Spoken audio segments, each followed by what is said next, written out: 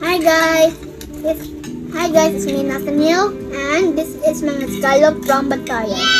This scallops came from Bantayan and it's 10 kilos. It's so yummy, so I like it. It is 10 kilos scallops, fresh from Bantayan Island. So today I just ate scallops. So there's scallops right there. Just sige kamut-kamutan sa mga scallops. I don't know kinsa, I don't know who. So, there's a lot of scallops. Of course, that's why it says 10 kilos. So, oh man, geez, Louise, why there's ice? I don't know, there was ice, look.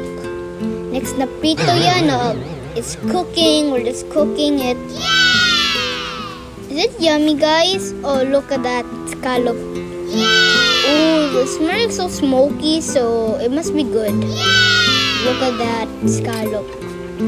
So, we're gonna eat now, so that's why it's in a plate.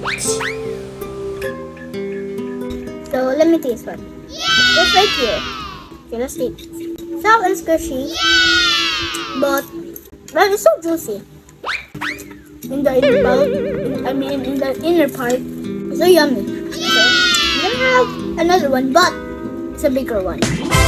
So, check it out. Look. Wow. Look at the scallop.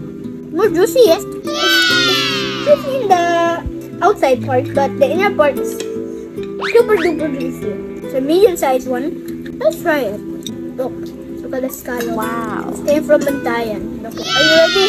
In 3, 2, 1. That's delicious. So good. Some of the pieces are stuck in my throat. Stuck in my throat. Yummy. It's good. Just scallop at a time. One at a time. Not juicy. Mas juiciest in the whole wide world. Not juicy if you do this. So yummy. I'm not gonna eat my rice. This is rice. This one. Leave in the comment below.